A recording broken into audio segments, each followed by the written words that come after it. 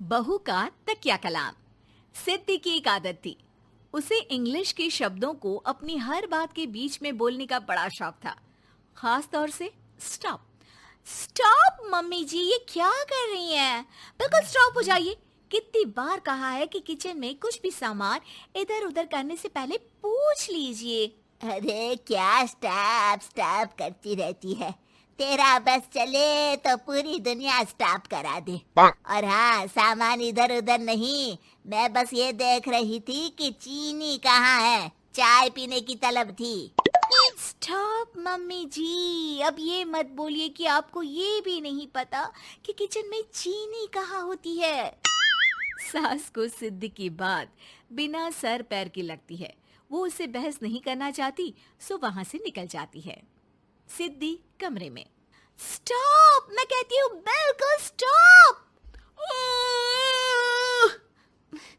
मैंने कहा बिल्कुल स्टॉप। नहीं करता स्टॉप बिल्कुल।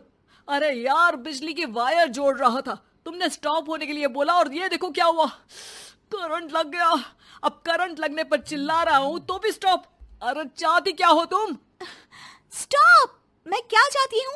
अरे अब कैसे स्टॉप हो जाऊं? मेरा मतलब है स्टॉप स्टॉप। सिद्धि फिर चली जाती है सब्जी वाले के पास। भैया, वो बैंगन किलो और आलू 5 किलो। Stop stop.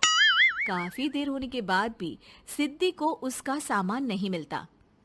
क्या है भैया, कब से बोल रही हूँ आलू 5 किलो, बैंगन 2 किलो, फिर दे क्यों नहीं दे रहे हो? भैया स्टॉप।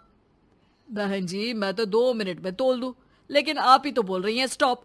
अब इतनी तो अंग्रेजी हम भी जानते हैं ना कि स्टॉप का मतलब होता है कि रुक जाओ, तो रुक गए भाई। अरे यार, क्या लोग हैं। स्टॉप। अरे तोलो तोलो चलो। किसी तरह सामान लेकर सिद्धि घर आती है, जहां वो देखती है कि ढेर सारे मेहमान बैठे होते हैं। सिद्धि आते ही जोर से चिल्लाती है, स्टॉप! आप यहाँ सब कैसे? अरे अब कैसे स्टॉप हो जावे बहू, जितना आना था आ गए हम। अब हाँ, बैठिए ना। सासू माँ, आप बात करिए, मैं चाय बनाकर ला रही हूँ। सभी बात करने में लग जाते हैं कि तभी सिद्धि किचन से निकल कर आ जाती है। Stop stop. अरे क्या खाएंगे आप लोग? पकौड़ी बना दूं या चीला, या फिर इडली बना दूं?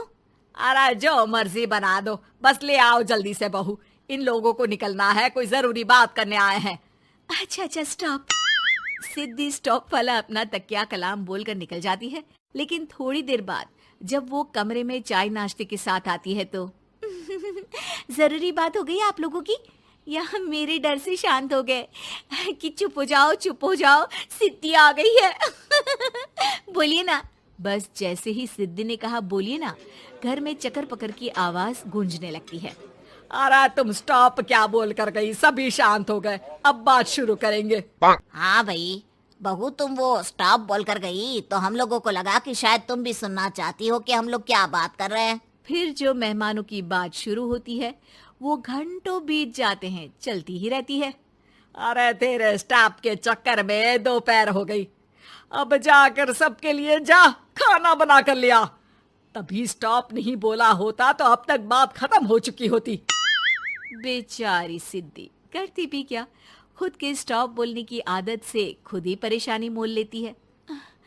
आप लोग खाना खाकर जाइए, हाँ मैं जा रही हूँ बनाने। मम्मी जी, लेकिन स्टॉप, मैं ना खाना बना कर लाती हूँ। सिद्धि सबको खाना खिलाकर विदा करती है।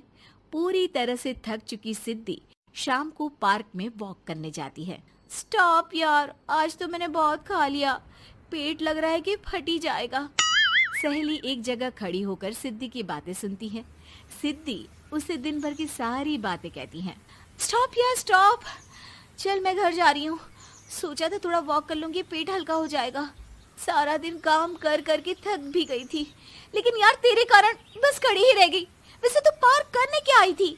और यार बड़ी अजीब लड़की है, मैंने कितनी बार बोला कि मैं वॉक पर आई थी, लेकिन तू स्टॉप स्टॉप बोलकर रोक लेती थी मुझे।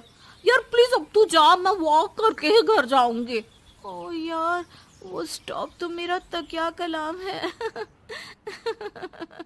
घर के सभी लोग सिद्धि के स्टॉप से परेशान थे।